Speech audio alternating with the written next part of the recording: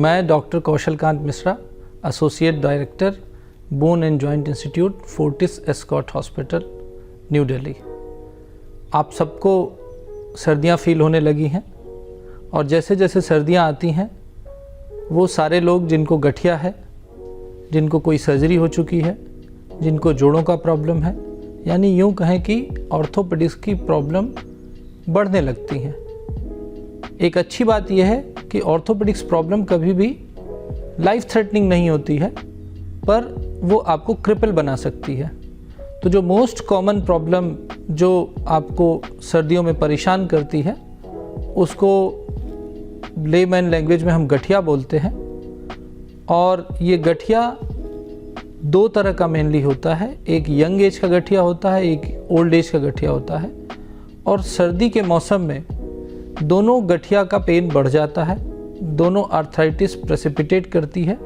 Specially जो rheumatoid arthritis है या एडल्ट्स में, यंग एडल्ट्स में एनकाइलोजिंग स्पॉन्डिलाइटिस है, ये आर्थराइटिस है, ये दोनों विंटर के साथ ज़्यादा कोरिलेट करती हैं।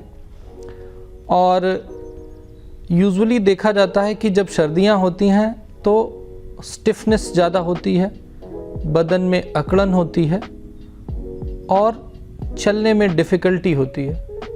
ये कुछ सिम्टम होते हैं। बहुत सारे पेशेंट्स जिनको कि पता है कि उनको गठिया है वो पहले से ही अपनी तैयारी कर सकते हैं, मेंटली अपने को तैयार कर सकते हैं, अपने डॉक्टर को कंसल्ट कर सकते हैं और कंसल्ट करके अप्रोप्रिएट प्रिकॉशंस ले सकते हैं। लेकिन वो पेशेंट्स जिनको पहली बार गठिया महसूस हो रहा है या ये कहें कि उनको जॉइंट का पेन महसूस हो रहा है, उनके लिए ज़रा डिफ़िकल्ट होता है।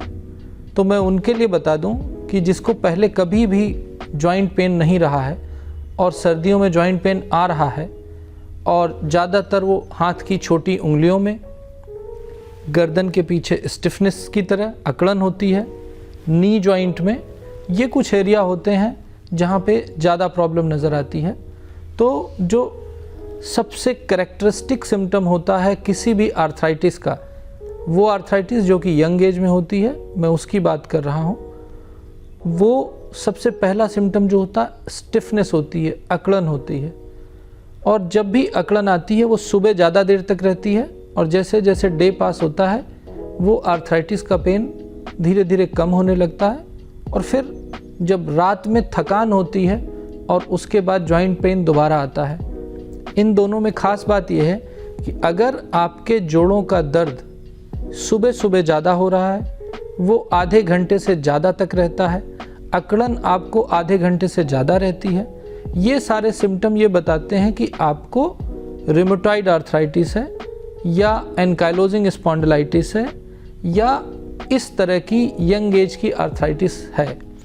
और वो आर्थराइटिस जो सुबह कम समय के लिए होती है, लेकिन जैसे जैसे डे पास होता है और शाम आते आते बढ़ने लगती है, वो सब एज रिलेटेड आर्थराइटिस होती है।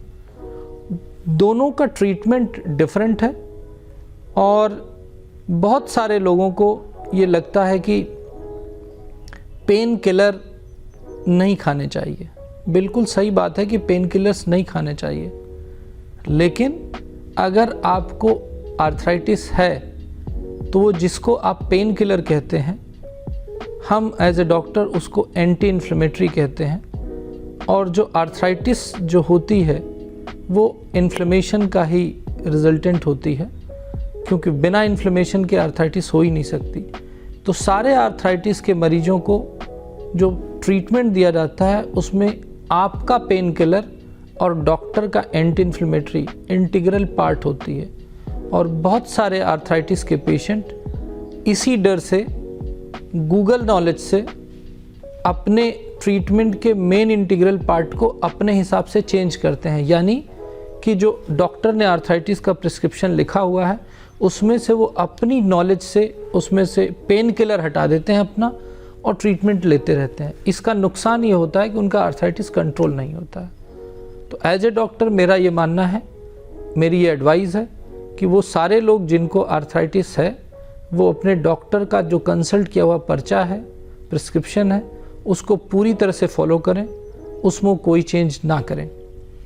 अब बात आती है कि रूमेटॉइड जो आर्थराइटिस है और एज रिलेटेड आर्थराइटिस, उसमें दोनों बिल्कुल अलग हैं। अगर किसी को आर्थराइटिस यानी जॉइंट पेन 50 साल तक नहीं हुआ है, 60 साल तक नहीं हुआ है और उसको अभी नया नया शुरू हुआ है और उसकी एज 50 साल के ऊपर है, तो उसकी जो आर्थराइटिस है 99% वो एज रिलेटेड है, ना कि रूमेटॉइड है, ना कि यंग एज का गठिया है। और अगर किसी को यंग एज का गठिया होता है तो जैसा कि नाम ही पता चल रहा है कि वो 3rd डिकेड से 4th डिकेड के बीच में जॉइंट पेन के फॉर्म में पेशेंट को पता चल जाता है। इसके बाद हाउ टू डायग्नोज। सबसे अच्छी डायग्नोसिस किसी भी आर्थराइटिस की उसका क्लिनिकल फीचर बताता है, ना ही ब्लड टेस्ट ना ही MRI। सबसे अच्छा टेस्ट किसी भी आर्थराइटिस को चेक करने का है क्लिनिकल एग्जामिनेशन, क्लिनिकल हिस्ट्री और एक्सरे। अगर आपको MRI कराना पड़ रहा है ये जानने के लिए कि आपको गठिया है या नहीं है, तो ये आप गलत सोच रहे हैं। गठिया की डायग्नोसिस हमेशा हिस्ट्री से होती है, पेशेंट के सिम्टम से होती है, उसका कैसा डिजीज़ का बिहेवियर उसके साथ होती है, ना कि किसी इन्वेस्टिगेशन से। बहुत सारे लोग ये कहते हैं कि हमारा तो गठिया का टेस्ट नेगेटिव आया है। मेजॉरिटी लोगों में गठिया का टेस्ट पॉजिटिव आता है, बट 60% तक लोग ऐसे होते हैं जिसमें गठिया का टेस्ट नेगेटिव होता है लेकिन उनको गठिया होता है। इसी तरह से बहुत सारे लोगों को यूरिक एसिड होता है, यूरिक एसिड भी गठिया कॉज करता है। यूरिक एसिड का होना गठिया को कंफर्म नहीं करता। आप जैसे ब्लड टेस्ट कराते हैं, आपने देखा आपका यूरिक एसिड नॉर्मल आ गया, या रूमेटॉइड फैक्टर नॉर्मल है, या एंटी-CCP टेस्ट नॉर्मल है, फिर भी आपको गठिया हो सकता है। ये डिसीज़न आप खुद नहीं लेंगे, आपका डॉक्टर लेगा। ये आपके डिजीज़ पैटर्न को एग्जामिन करेगा, उसकी हिस्ट्री लेगा, और अगर 2 साल तक लगातार आपको सिम्टम आ रहे हैं तभी आपको गठिया लेबल किया जा सकता है। और टेस्ट का नेगेटिव होना या पॉजिटिव होना ये कंफर्म नहीं करता है कि आपको गठिया है या नहीं है। यानी कि टेस्ट की वैल्यू सेकेंडरी है, आपकी अपनी हिस्ट्री की वैल्यू प्राइमरी है, उसी के बेसिस पे डायग्नोसिस बनती है। अब जो एज रिलेटेड गठिया है उसमें एक्सरे करा करके स्टैंडिंग एक्सरे नी का लिया जाता है। उसमें आप देखें, अगर दोनों थाई बोन और नी बोन लेग बोन एक दूसरे में चपक गई है, एकदम आपको स्पेस नहीं दिख रहा है, तो आपका जॉइंट पूरी तरह से ख़राब हो गया है। इसमें आपको MRI कराने की ज़रूरत नहीं है, किसी चीज़ ज़रूरत नहीं है, आपको डॉक्टर को दिखाना है। और अगर जॉइंट स्पेस नहीं है तो आपको सर्जरी करानी पड़ेगी। और अगर इसी तरह से होता है जैसे मैंने हाथ को बना रखा है, और अगर आपको जॉइंट स्पेस एक्सरे में दिख रहा है और आपका एक्सरे स्टैंडिंग व्यू में लिया गया है, ये बहुत इंपॉर्टेंट है, स्टैंडिंग व्यू में लिया गया है और स्पेस दिख रहा है, तो आपको नी जॉइंट रिप्लेसमेंट की ज़रूरत नहीं है। और जब नी जॉइंट रिप्लेसमेंट की ज़रूरत नहीं है उस समय तक ही आपकी मेडिसिन का रोल होता है। जब आपका जॉइंट स्पेस ख़त्म हो जाएगा तो मेडिसिन का रोल ख़त्म हो जाएगा और आपको सर्जरी करानी पड़ेगी।